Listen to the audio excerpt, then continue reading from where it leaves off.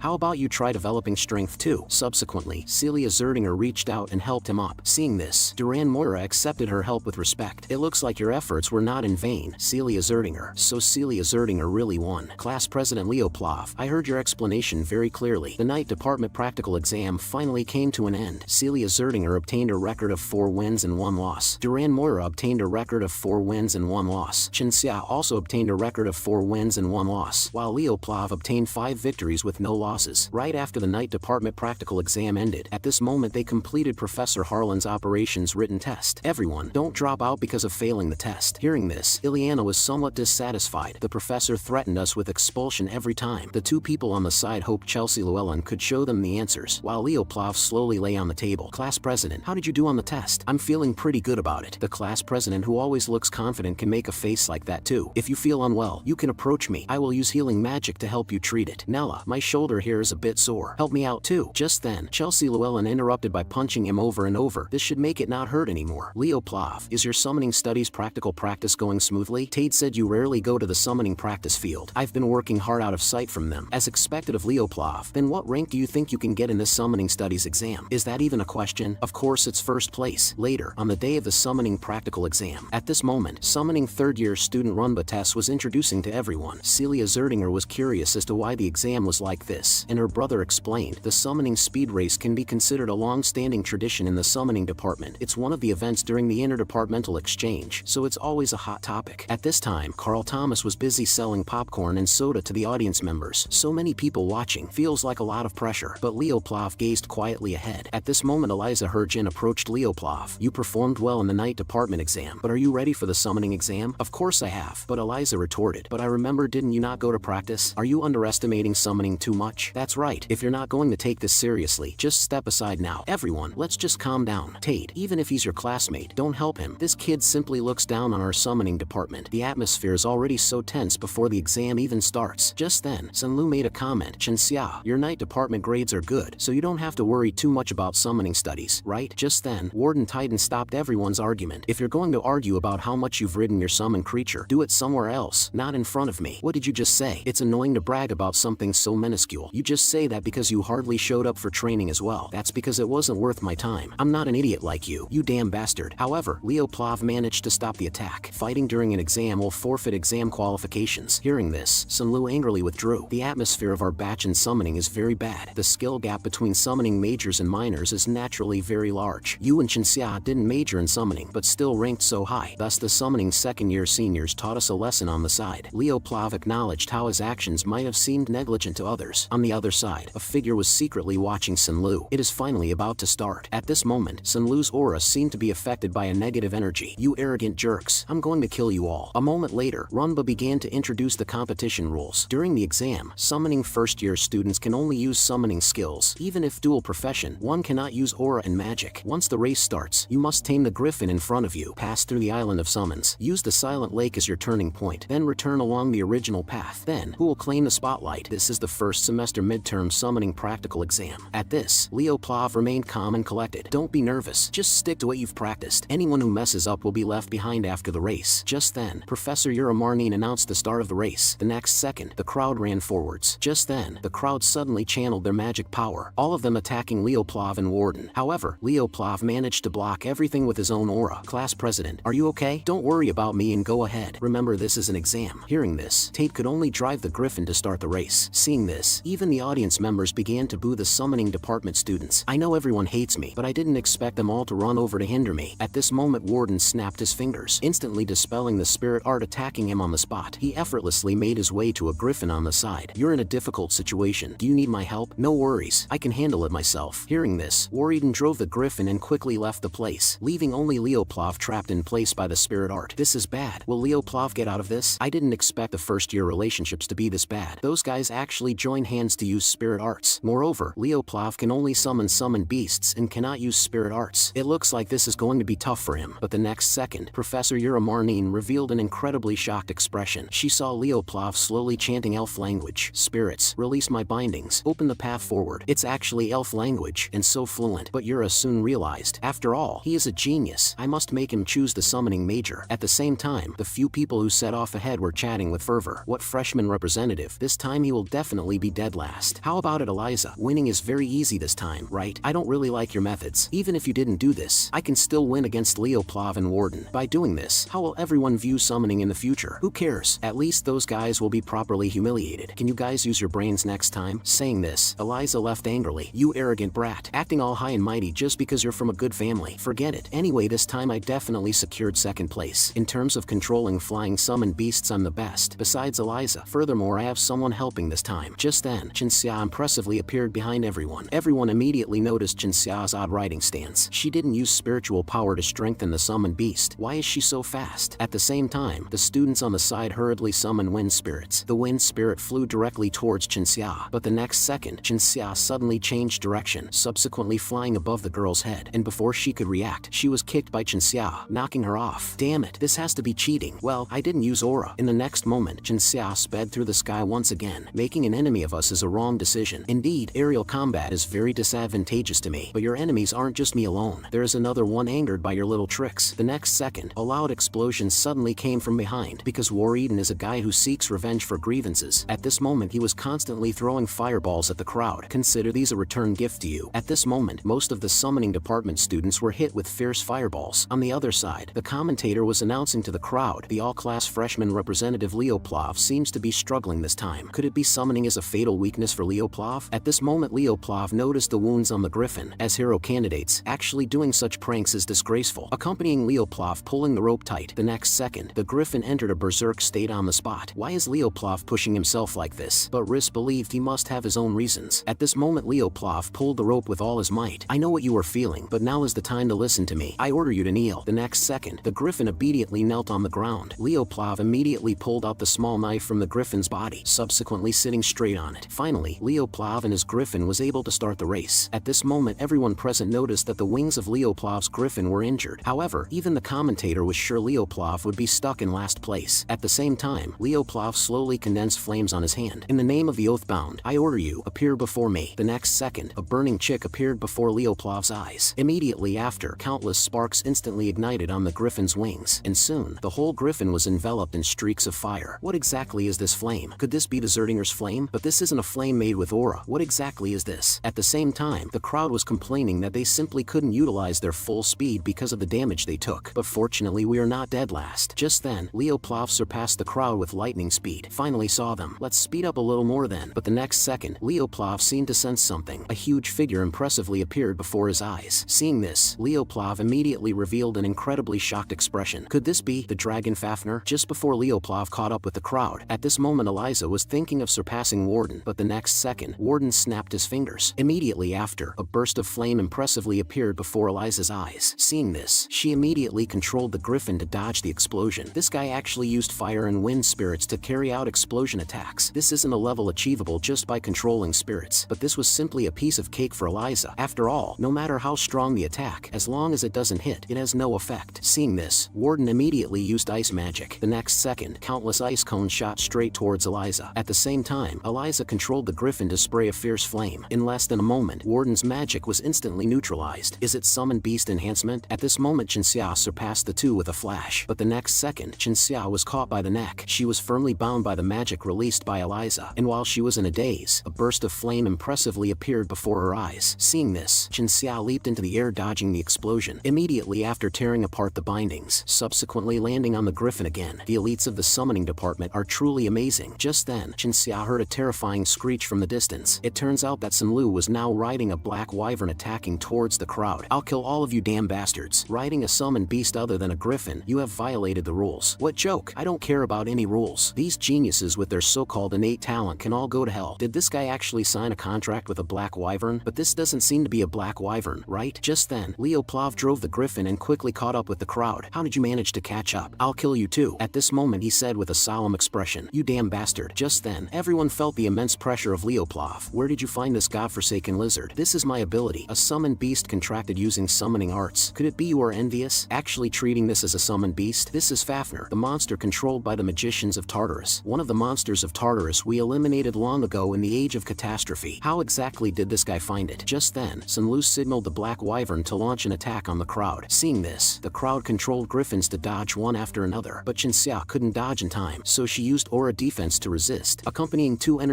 colliding with each other. The next second, Chinxia was instantly knocked flying by the powerful energy. Seeing this, Leoplav immediately controlled the griffin to catch her. She has lost consciousness. I'll need to ensure Chinxia's safety first. Let's go to the ground first. Hearing this, everyone agreed. Subsequently, everyone controlled the griffin flying towards the ground. At the same time, Sunlu was watching the crowd from the side. The feeling of looking down on people is something I can get used to. On the other side, the commentator was explaining everything in front of him. The players have gone off course and they are now out of video transmission range. Just now, Sunlu summoned a black wyvern and attacked the other students. Now is not the time for commentary. Summoning department assistants, prepare flying summoned beasts immediately. The competition is suspended. At this moment, the professors asked Yura what was happening. Student Sunlu summoned not a summoned beast, but a demon beast. Hearing this, the two professors were shocked. His mind won't be able to withstand the influence of the demon beast for much longer. However, is student Sunlu really controlling that demon beast alone? Could there be someone else controlling the demon beast? Yura, you hurry and take the assistants to pursue it. Stop Sunlu and eliminate the demon beast. Remaining professors, just in case, everyone spread out to protect students. Also said Jen, this time you come with me. And with that, the previously rank 1 and rank 2 of their graduating batch teamed up. On the other side, Leoplav has finally found a safe place to land. Leoplav placed Chinxia steadily on the ground. At this moment, Warden and Eliza also drove griffins to land on the ground. Since you want to flee, you should have hidden better than this. Why are you all standing in this open space? Hearing this, Leoplav slowly explained, I landed here not to flee. Also, what you are riding is neither a summoned beast nor a black wyvern. That is the demon beast Fafnir. Hearing this, Sunlu's expression immediately tightened, and even the two people on the side revealed expressions of disbelief. At this moment, Leoplav's image overlapped with his past self, the hero of the beginning, Kyle, as if Leoplav was reliving his previous encounter with Fafnir. I have come here to kill this evil creature. At this moment, Sunlu began to laugh crazily. What is you kids saying? Are you treating me like nothing? The next second, Sunlu controlled the wyvern to suddenly launch an attack on the crowd. Seeing this, Warden immediately summoned an earth golem to block it, eliminating this disgusting creature. I agree with your idea, Leoplav. At the same time, Sunlu was surprised that an actual golem was summoned. I'll help you guys too. First get that idiot off the demon beast. The golem is about to shatter. Everyone get ready. Seeing this, Leoplav revealed a faint smile. The next second, under the powerful flames, the golem began to crack all over, and it shattered on the spot. Where else do you little mice want to hide? Just then, Eliza wielded a magical whip striking towards Sunlu, and just as Sunlu was in a daze, Warden snapped his fingers. The next second, a fire suddenly appeared around the wyvern, subsequently exploding all over the creature on the spot. Leoplav, take the opening, now! At the same time, Leoplav had already flashed to Sunlu's front, subsequently throwing a fierce kick. You want to drive this boy off the wyvern. It's a very good method, but you have no chance. The next second, Sunlu controlled the wyvern flying towards the sky. Are you afraid, young hero candidate? Beast Mage Tartarus, where's your main body? It should be not far from here, right? Truly interesting. You actually saw through my identity. Being able to remain so calm in this situation. Truly a perfect hero in the making. Since that is so, then you die here. The next second, Sunlu suddenly unleashed a move of wind magic towards Leoplav. At this moment, Leoplav's foot slipped, and he rapidly fell towards the ground. Seeing this, Leoplav immediately summoned Fiora. Fiora, it's time for you to shine. The next second, Fiora appeared beside Leoplav. Although I was an all-class hero, I never reached the ultimate performance in anything. My aura was inferior to Eren and Dueno. My magic is inferior to Luna, and my summoning can't beat Lysinus. So what I chose was the fusion of all abilities together. Aura and magic power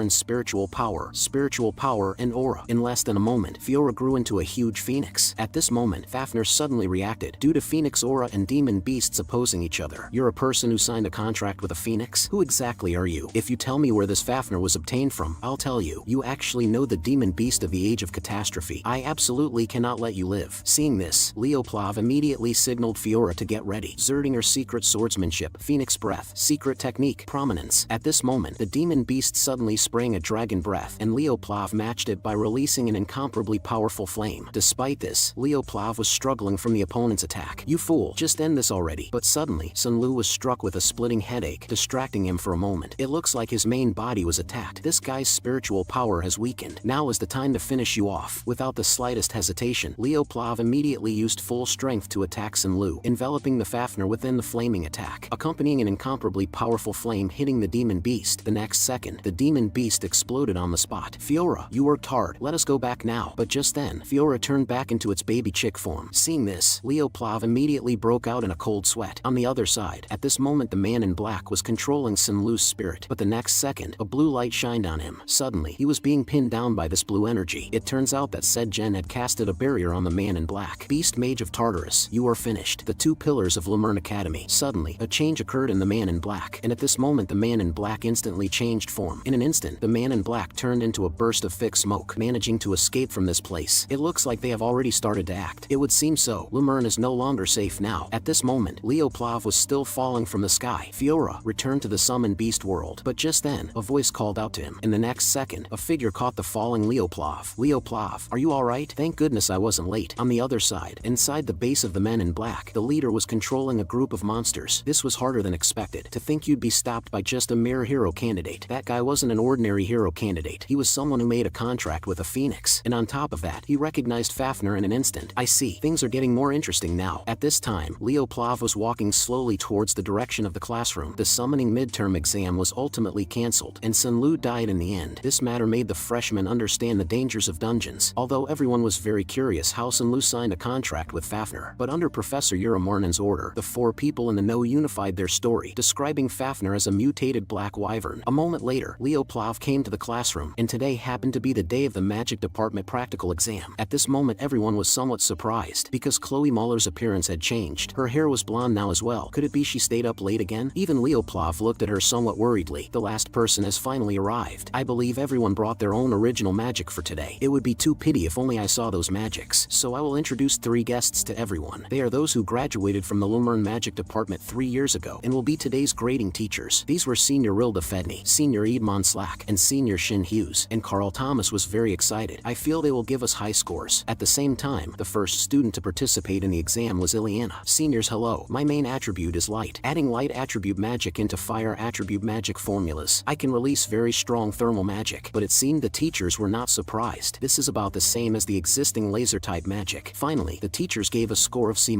Hearing this, everyone present was very shocked. Subsequently, the students participating in the exam one after another all received C- scores. Meanwhile, Carl Thomas received a B+, and Chelsea Llewellyn received an A. The two were very happy about this. Although very good, still somewhat a shame. Didn't Professor Len Horace say this batch of students wasn't ordinary? But so far I haven't found a single one. Let me see the remaining students. This set really is just average. Up next is Abad Llewellyn. At this moment the surrounding girls began to blush. Subsequently he quickly wrote down his formula on the blackboard. The advanced magic I want to present is called Tempest. The danger level of this magic upon completion is at the highest rank. Time returned to the day Abad Llewellyn was researching his original magic. At this moment he was staying inside a defensive cube magic. He was slowly condensing his magic power. In the next second, he drove the wind to float in the air. Subsequently he let out a fierce roar, and immediately after, an incomparably powerful tornado impressively appeared above his head. It was so powerful that it broke through the defensive cube magic. Just then, a small deer suddenly appeared, and it was quickly swept into the tornado. To avoid it getting hurt, Abad Llewellyn stopped the magic. This magic actually maximizes power. Although it looks simple, this is a formula system exclusive magic that is very difficult to execute. Finally, Abad Llewellyn obtained an A+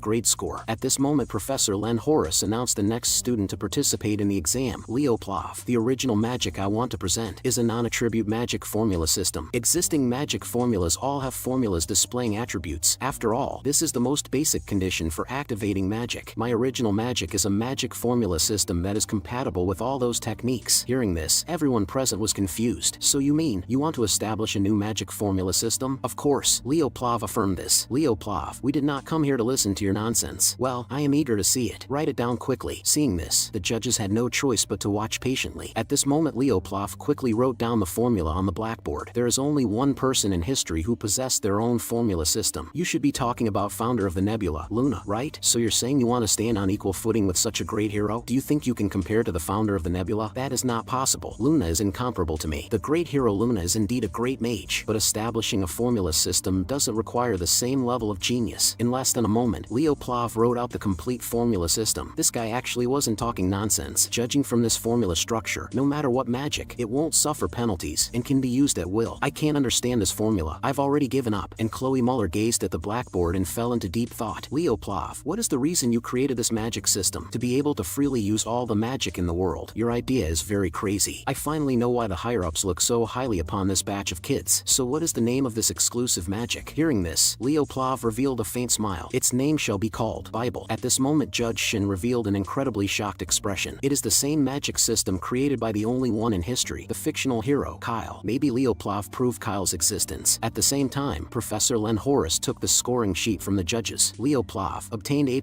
grade score, the formula I didn't complete in my previous life. As the hero of the beginning, Kyle, this time I will definitely complete it. At the same time, it was finally Chloe Muller's turn to go on stage to demonstrate. Chloe Muller, are you really alright? However, Leo Plav was completely ignored, and a moment later, Chloe Muller stood on the stage. We heard you are the top student with the most excellent practical operation in the magic department, so are you ready? The original magic I prepare is flame-type magic. Isn't Chloe Muller best at ice-type magic? Why make the original magic a magic that counters her own attribute? Gazing at the weak flame in Chloe Muller's hand, the judges appeared very helpless. This magic is too ordinary. If it's like this, then there's no need to watch at all. Next I will let you see the true value of this magic. Just then, a torrent of water poured down on the fire, but the flame didn't get extinguished. Could it be you used eternal properties in the magic? That's right, as long as I want, this flame will never extinguish. Magic is composed through formulas. No matter which magic, as long as the magic supply is cut, it will disappear at any time. But the magic formula created by Chloe Muller was not like this. How exactly did she do it? My original magic's name is called the Unquenchable Flame. Hearing this, even Leo Plav felt some disbelief, because this was an impossible thing to happen. Subsequently, Professor Len Horace announced that Chloe Muller obtained A+